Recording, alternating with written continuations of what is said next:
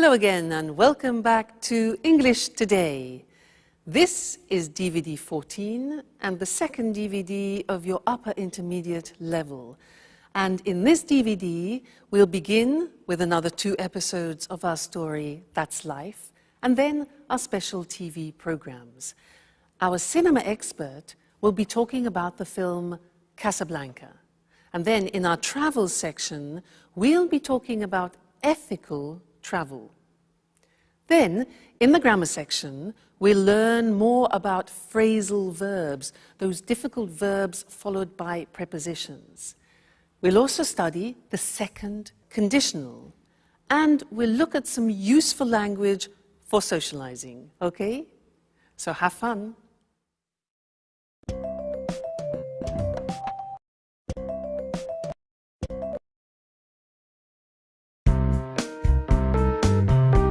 Really? Peter was going to punch Jack? That's right. But luckily I arrived in time. I'm glad I decided to check up on them. Wow. What happened next? Well, Jack and I left, and I think Peter and Sharon carried on with their argument. Wow. Oh, it's a shame I wasn't there. But you knew about Jack and Sharon, didn't you? Well, yes. I found out by chance. I came across a photo of them together while I was cleaning one day. Wow. What an incredible story. Could you stop saying wow? This isn't a film. If it were a film, there would be a happy ending. Well, to tell you the truth, I think this is more exciting than The Bold and the Beautiful. What's going to happen now? I have no idea. If Sharon doesn't go to Japan, I think she and Jack will probably get back together. And how are you getting on? If I were you, I would forget Jack. Oh, don't worry about me. I'll get over him. Good girl. If I were you, I would look after myself. There are other fish in the sea, and you are such a great catch. Thank you, Alice. But to tell you the truth, I'm looking forward to not having a man in my life for a while. Don't say that. I know you're hurt, but what would you do if you met a nice, handsome young man who, by the way, loved cleaning as much as you do? Well, if he loved cleaning as much as I do, I wouldn't let him go. But, you know, men like that are pretty rare. Anyway, getting back to Jack and Sharon, how do you think it will end? Don't worry about that. I'll send you a letter with all the details. And I'm going to miss you, you know. Me too. But I'm happy that you're going to work with your father. It's great that he wants you to come up with the stories for his films. It's what you really wanted, after all. It's true. It's been such a long time since I got on so well with him. And of course, I can't wait to get on with the new film. I'm so excited about it all. Another star in the family. Miss Dubois conquers Hollywood. Actors and actresses doing their best to impress her. No one can keep up with her. Especially because Mars is in line with Scorpio. And what are you going to do now, Anne? Well, the first thing I'll do is look for a new flatmate so I can carry on living in this apartment. You know how expensive it is. If I had the money, I would live here on my own. But you're not alone. There's Jack. And how long do you think he'll stay here? As soon as Peter leaves, he'll only be looking after Sharon and her apartment.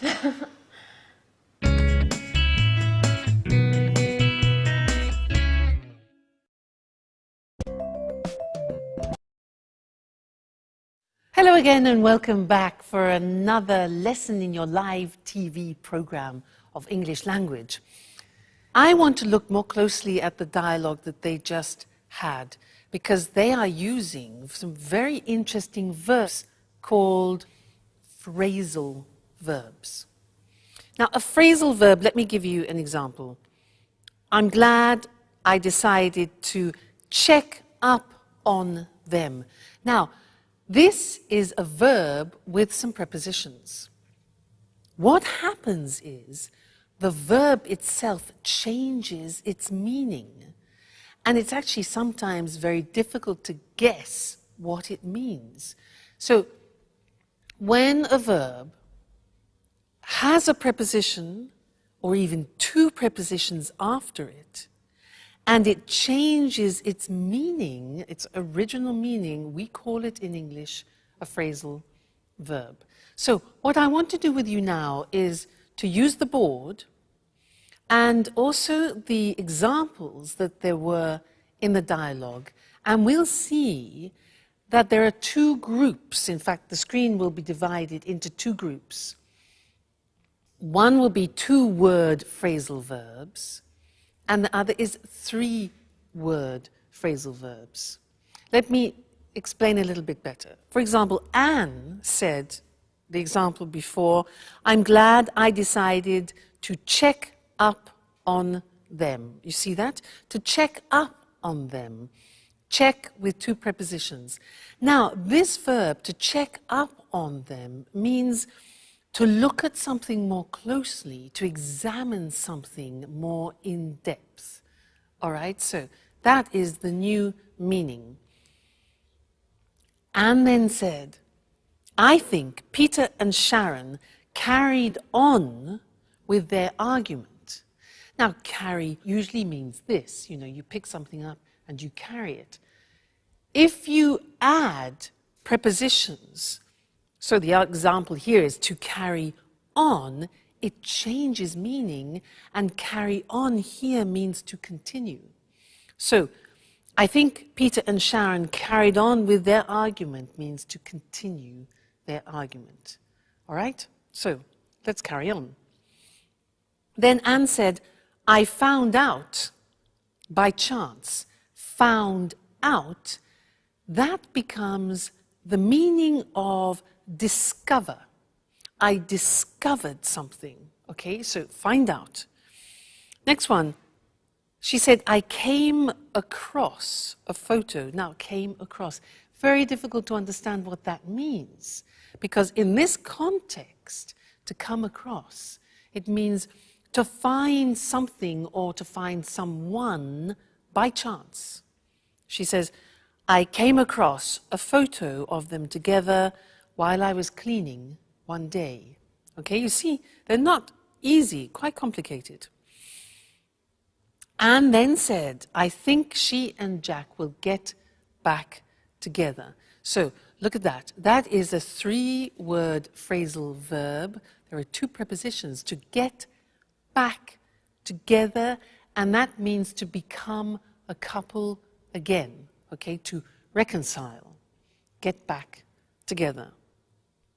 Then Anne said, oh, don't worry, I'll get over him. Interesting. Impossible to guess the meaning. Get over means to forget about. I'll get over him means I'll forget him. All right? Alice says, if I were you, I would look after myself. Look at that one. Look after, again, difficult to imagine. It means to take care of. Take care of yourself. So, if I were you, I would look after myself. Good. Next one, there are two more. It's been a long time since I got on so well. Now, to get on with means to have smooth relations with a person. It means that the relationship is going well without problems. To get on with. And the last one, Anne says, I'm looking forward to not having a man in my life. Again, look at that. To look forward to. Again, very interesting. This has two prepositions, look forward to, and it means that you think of an event in the future with pleasure. I could say to you, I look forward to seeing you again in the next lesson. All right, so these are the phrasal verbs, very difficult. People hate them. And they say, well, why don't you use easier verbs in English? Well, they come from Anglo-Saxon, and because we use them very often, I'm afraid you have to get familiar with them. All right? So we'll keep practicing, and I'll see you again. I look forward to seeing you again in the next lesson. Okay? Bye.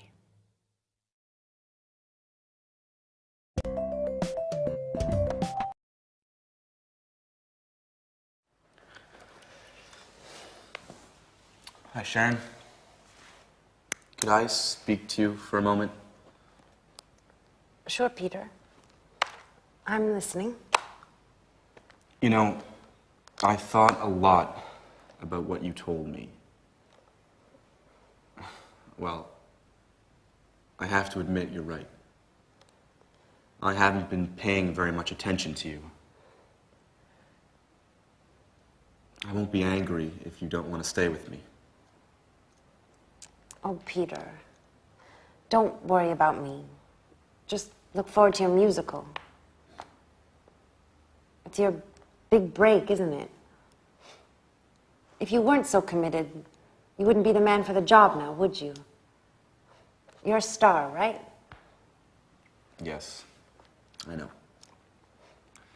It just isn't easy imagining Japan without you. It won't be easy for me either.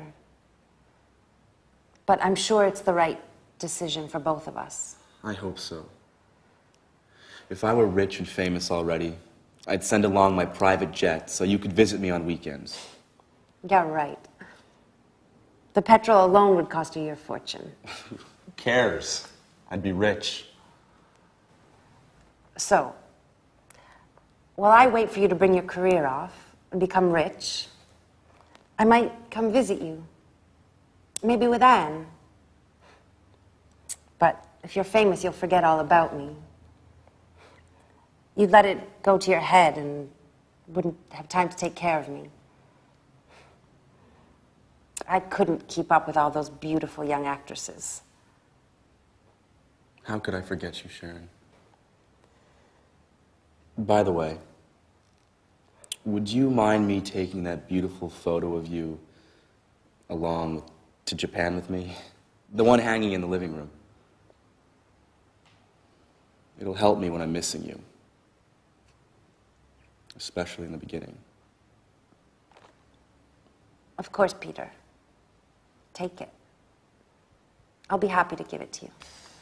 Thank you. Well, I have to get on with packing. One last thing. If we were to meet in a few years, in two apartments close to each other, you with your new boyfriend,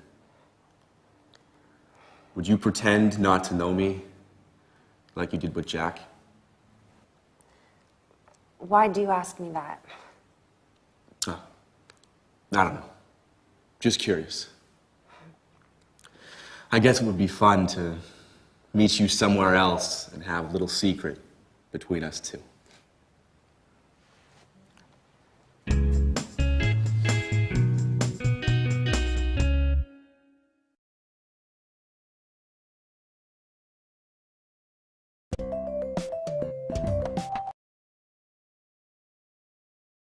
Hello again and welcome back for some more English. Did you hear Peter say to Sharon, if I were rich and famous, I would send along my private jet so she could visit him at weekends? If I were rich and famous, I would send along my private jet? Well, that's a bit improbable, isn't it? But it's useful for us because it means that we can learn another grammatical form, because he was using the second conditional. Remember in another lesson we learnt the first conditional. This one is the second conditional. So, if I were rich and famous, I'd send along. Now, this is unusual because you say to yourself, wait a minute, if I were, that's not right, because I taught you, I was, you were, he, she, it was, we were, you were, they were. How can you say if I were? Well, it's a special grammatical form. It's a subjunctive form, probably the only subjunctive form left in English. And when you say, if I were you, you're putting yourself in somebody else's shoes. Okay? He says, if I were rich and famous. He uses the verb to be, and this is where the subjunctive comes into play. All right? So, very unusual. You must have probably heard this expression, if I were you. If I were you, I would do this. And I want to give you some examples of that because it's very common in English. If I say to you, for example, I'm tired, you could answer, if I were you, I'd go to bed. Now, if I were you, that's the past form, followed by I would go to bed. That's the conditional form, conditional to. If I were you, I would go to bed. Another example, smoking, yeah? I say, look, I can't stop smoking. I want to stop smoking, but I can't. You could say to me, well, if I were you, I'd go to a hypnotist, for example.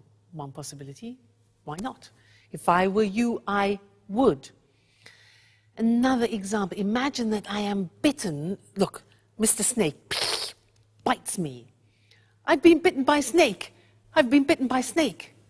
You could say to me, well, if I were you, I would suck your blood out. Or, if I were you, I would go immediately to a doctor. So do you see how this works? If I were you, I would. Let's go to the screen now because I want to show you that example and also normal examples of the second conditional. So, we use the second conditional when something is improbable. That's why we use if. Let's look at some normal examples. We have if plus the simple past and then would and the infinitive. So a typical example is, if I won the lottery, win 1-1, I'd buy a house. Yeah. If I won the lottery, I'd buy a house. I would buy a house. It's improbable, but if he didn't smoke, negative, past, negative, he wouldn't need an operation. You see, if plus the simple past in the negative and then would in the negative. If you ate less, you would lose more weight. If you ate less, you'd lose more weight. All right, so those are normal examples of the hypothetical situations of the second conditional. And now let's get back to the example I did with you. If I were rich and famous, remember that? If I were. In the episode it was, if he were rich and famous, he'd send an airplane to Sharon. Okay? If I were you, I would forget Jack. If I were you, I would forget Jack. If I were you, I would continue studying with me and English today, if I were you. All right, so that's the second conditional for you. There are three. We've studied number one, we've studied number two, and later on we'll see number three too. Okay? So goodbye for now. Bye.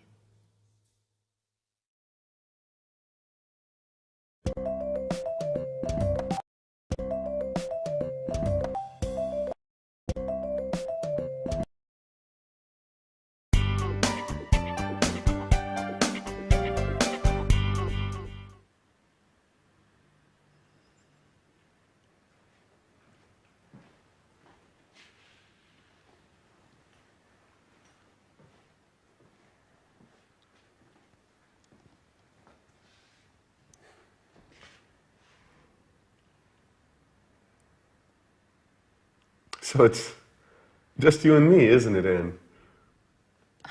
Well, really, it's just me, all alone. Are you still angry? No, I was just joking. Of course, it'll be difficult to forget a man like you. You're just pulling my leg now, aren't you, Anne? I wanted to say, if it had been a different time in my life, or if there weren't Sharon, maybe we would, or rather, maybe we could. Too many ifs, Jack. Anyway, I'm happy for both you and Sharon. Really. You know, I adore love stories with happy endings. Hey, don't jump to conclusions. Sharon just left Peter. Okay. Let things take their natural course. You know, as Alice would say if she were here. I really miss her craziness. And her jokes. The house just isn't the same without her. That's true. She always had something to say.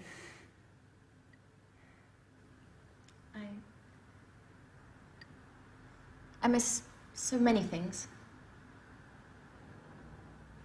Like Peter. I even miss his singing exercises. But they were awful. Our poor ears. I know, but I was used to them. By the way, how did things turn out in the end between you two? Pretty well. Well, we had a long talk, and he understood it really wasn't my fault, that it was inevitable. Peter was just too involved with his career to notice Sharon's needs and desires. Let's just say I took advantage of their situation. I'd say so. You've never missed a chance like that in your life, have you? It's late. I have to go. I'm late as usual. By the way, Sharon and I are going to see a film tonight. Would you like to come? Thanks for the invitation, Jack. But I'd prefer to stay home. Anyway, a possible new flatmate is coming to take a look at the apartment, and well, his name's Nick.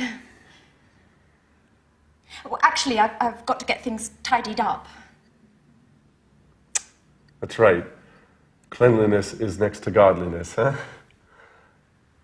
Don't work too hard, Anne. Perhaps Nick is less tidy than Alice and I put together. Oh, no. I lost the battle with you two, but it's time to put an end to all this chaos. I'll ask him all the right questions, but if I get the feeling he doesn't like cleaning, I won't let him in the door.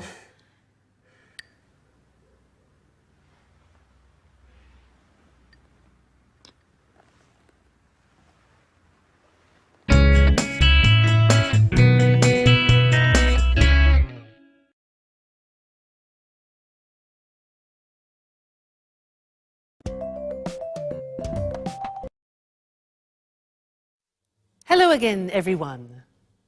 Jack exits and Nick enters. Maybe. We'll see. Now, I have a quiz for you. You've learned a lot of language up until now, and I want to see how much you remember of what you've learned. The quiz is this. I will say something which is wrong, and you, with all your grammar knowledge, must correct it. Let me give you an example. I say, when have you gone? Now that's wrong, because when uses the simple past.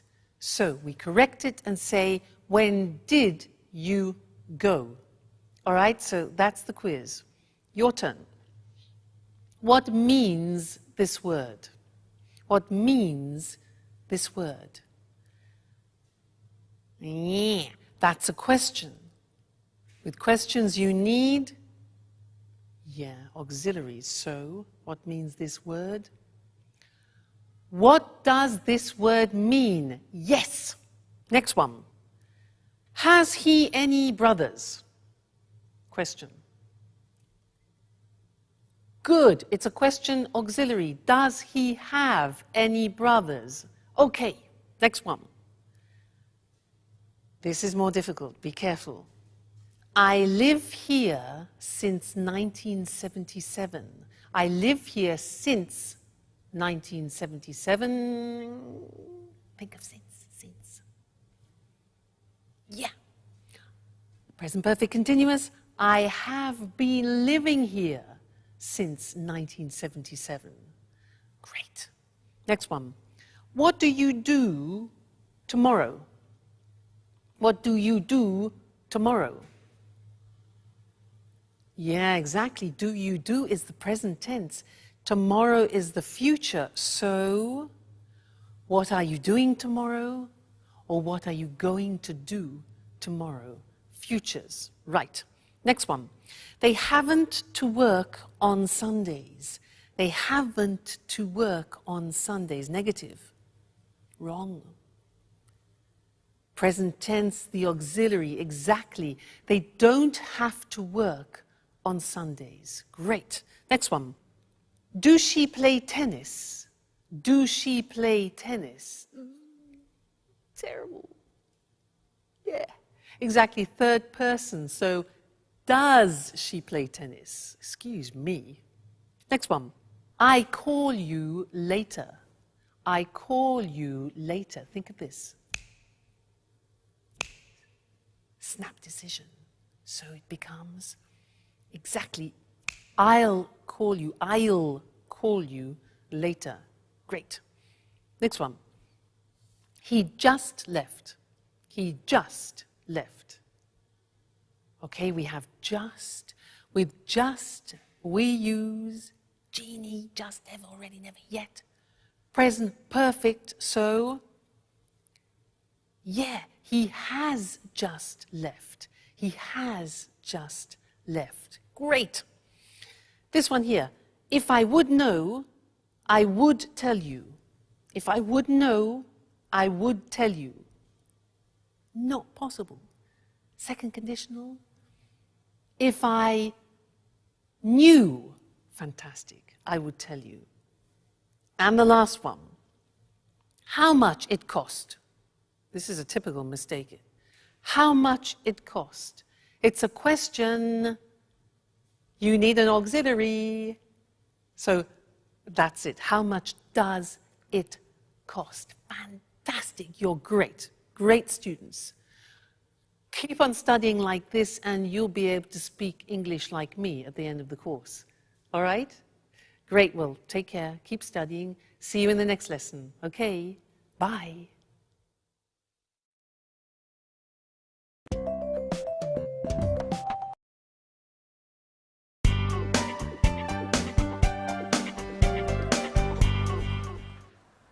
Good evening.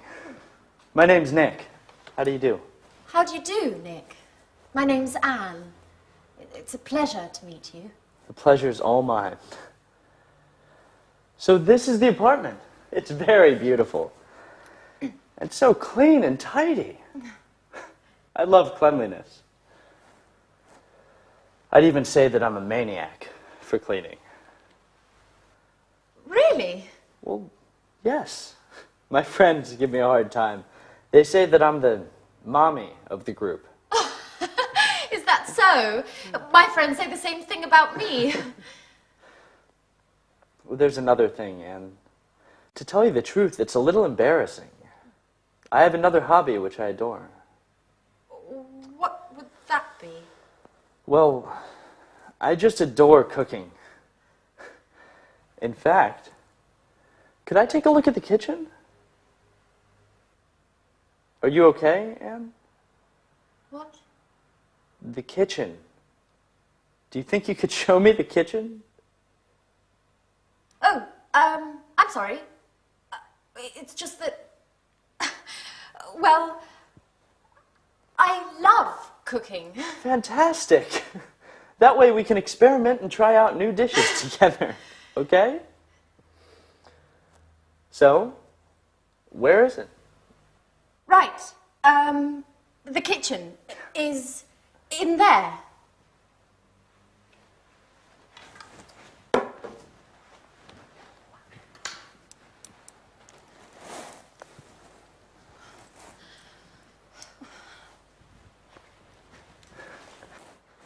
Great.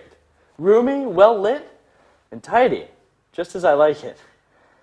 I've got to confess that the kitchen is key to whether I come to live here or not. Oh, well, Nick, are you pleased? I mean, with the apartment. Oh, yes. It's very lovely. I like it very much. Not only the apartment. Thank you. So, when would you like to move in? Well, if it's all right, I'll move in tonight. I just need some time to get my things. Oh, that's great. Well, I'll cook up some dinner while you get your things, and then you can tell me what you think. I'm sure I'm not as good a cook as you. I'm not so sure. I'll go get my things. I'll try to hurry up, and then I can give you a hand. You know what, Anne? I think we're going to get along well.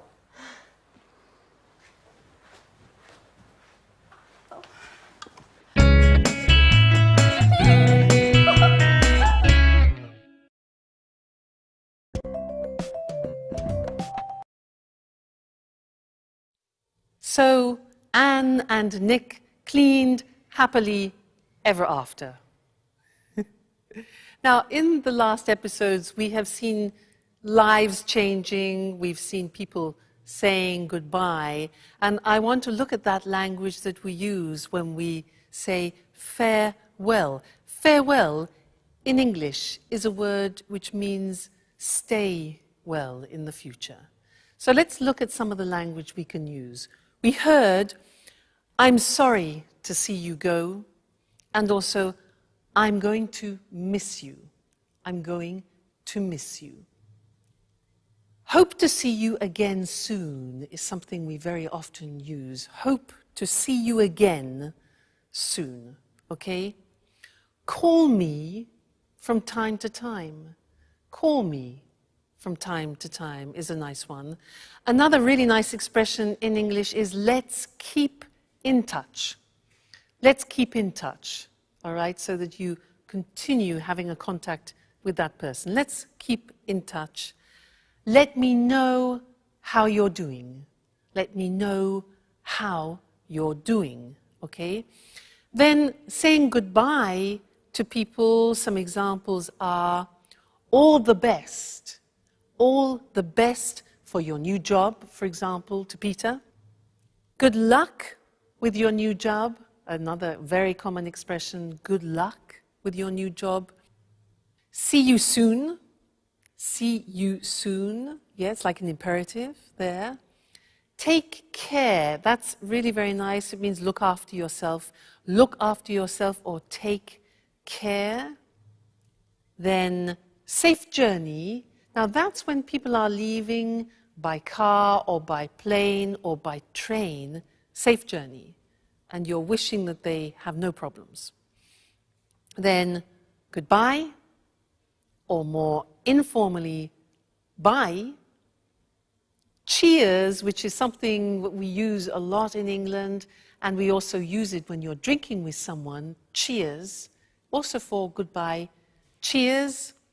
And we also use the Italian form ciao. So, bye, cheers, and ciao until our next lesson, where we'll be doing some more English language. Ciao.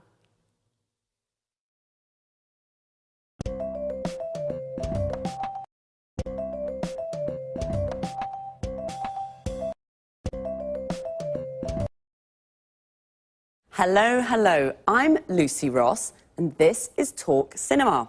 And today, with our cinema expert, Sanjeev Gupta, we pay homage to one of the most popular films of all time, an unforgettable Hollywood masterpiece. I don't think I need say more. I'm sure you all know the film we're going to talk about today, Casablanca. Casablanca. The amazing cast, the fantastic script, and of course, the unforgettable story. Yes, there'll always be a place in my heart for Casablanca. And not only in your heart, Sanjeev. Well, let's try to explain to our viewers why this film is so popular. First of all, there are the performances of two of Hollywood's greatest actors, Humphrey Bogart and Ingrid Bergman. And secondly, it's a film that was able to bring romance together with the serious theme of resistance to the Nazis. The end result is a passionate love story brimming over with emotion. Yes, you just can't forget the wonderful performances of Humphrey Bogart and Ingrid Bergman. Could you run through the plot for us, Sanjeev, just to jog our viewers' memories? Sure. Casablanca takes us back to a wartime Europe of Nazis and freedom fighters. The film, directed by Michael Curtiz in 1942, focuses on the character of Rick Blaine, a cynical American who has escaped from occupied France to open an upmarket jazz bar in the Moroccan city of Casablanca. He has to choose between his love for Ilsa and his duty to help her husband Laszlo, a resistance leader, to escape from Morocco to continue his fight against the Nazis. Ilsa first met and fell in love with Rick in Paris. She believed her husband had been killed by the Nazis. When she discovers that Laszlo is still alive, she leaves Rick abruptly without explanation and returns to Laszlo, leaving Rick feeling betrayed and bitter. In the end, Rick sacrifices his love and helps Laszlo and Ilsa to escape to Lisbon. Wow, that's it, yes. Who can forget Rick's famous line to Ilsa as she gets on the plane at the end of the film? We'll always have Paris. That's true. There are also several other famous lines in the film. For example, when Rick says to Ilsa, "Here's looking at you, kid." Or when Ilsa says to Sam, the piano player, "Play it, Sam, play." Wait a minute, what's the name of that song? Oh yes, I remember. As time goes by, I've sung it so many times. But tell us, am I correct in thinking the film won an Oscar? 3 Oscars for Best Picture, Best Director and Best Screenplay. It was a big hit in 1942 and has been ever since. Casablanca represents Hollywood at its best. A film with undying universal appeal. The film is still shown regularly in America. Really? Do you mean on TV or in the cinema? Both, actually. You know, colleges across the USA show the film every year during the week of graduation exams. This has helped keep the film popular. Well, it certainly is an unforgettable film. That's Casablanca. Thanks to our expert, Sanjeev. Goodbye, Lucy. Goodbye. And goodbye, everyone. See you again soon with the next edition of Talk Cinema. So, have you seen Casablanca? It really is an unforgettable masterpiece. We say something is unforgettable when it's difficult to forget. Casablanca is unforgettable because it's such a good film. We call it a masterpiece. A masterpiece is an excellent piece of work We usually use it for films, books, and art. Why is Casablanca such an unforgettable film? First of all, the amazing cast. Amazing here means incredible, very good. The cast is all the actors of a film. Casablanca features Humphrey Bogart and Ingrid Bergman. If you've seen it, you can't forget their incredible performances. An actor's performance is the way the actor plays his or her role. Secondly, the script. The script is the text of a film or a play. In fact, Casablanca won 3 Oscars, one for the best screenplay. The screenplay is another word for the script. It won Best Director. The director was Michael Curtiz. We say it was directed by Michael Curtiz. And it won Best Picture. Best Picture means best film. I'll quickly run through the plot to jog your memories. What does all that mean? To run through something means to make a brief summary. The plot is the storyline, what happens in the film.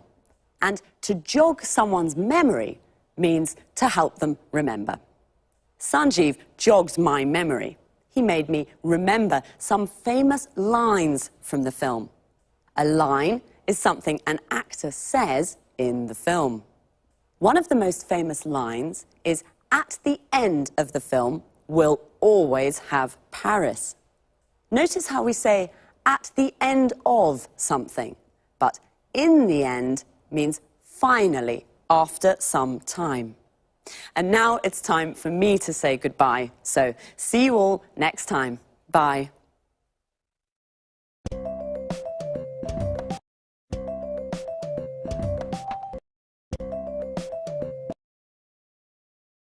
Good morning and welcome to this week's edition of the Travel Programme. In the studio with me, as always, is Christine Oteng, our travel expert. Good morning, Lucy, and hello to everyone. Are you dreaming of your next holiday? You can't wait to get away from it all.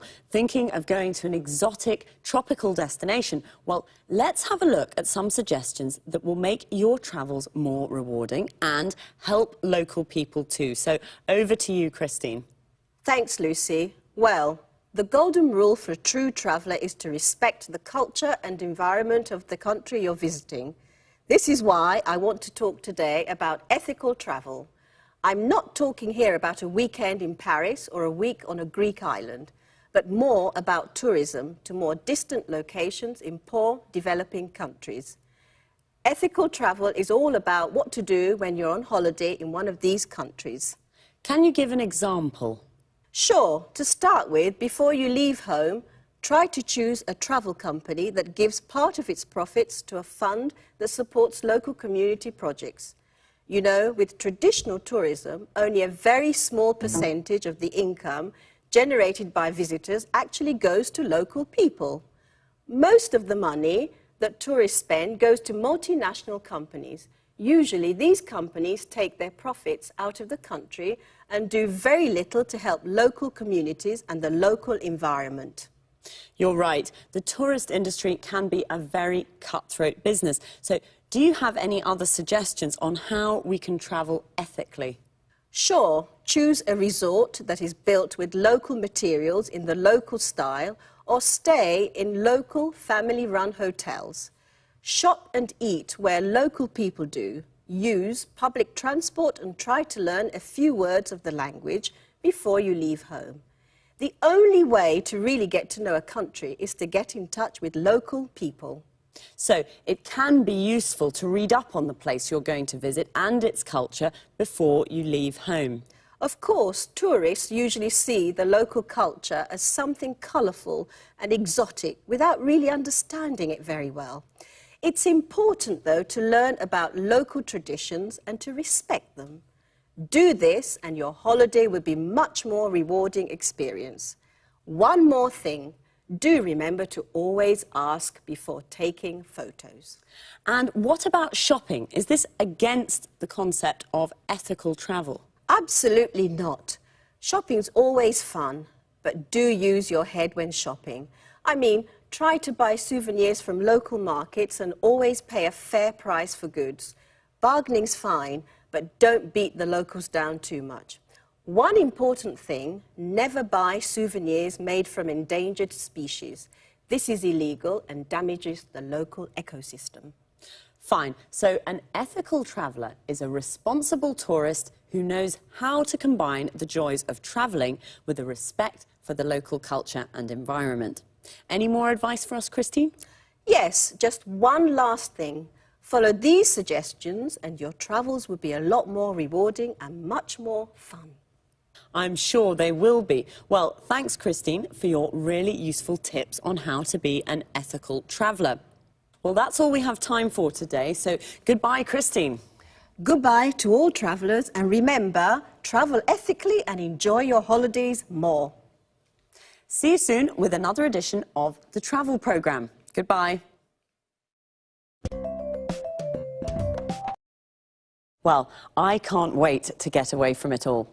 I can't wait is an expression that means you're looking forward to something. To get away from it all means to have a holiday and leave your daily life behind. Today, Christine gave us some tips on how to be an ethical traveller. A tip is a piece of advice, a suggestion. First of all, what is ethical travel?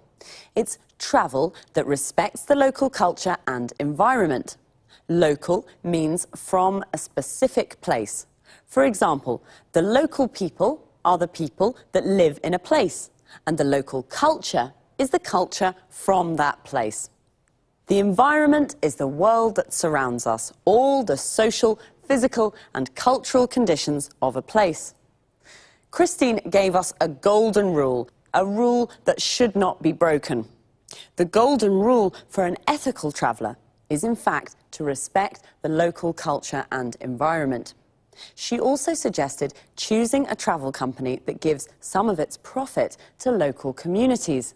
A community is a group of people living in the same area. A travel company is a company that organises tours to various parts of the world. And you should read up on the place you want to visit.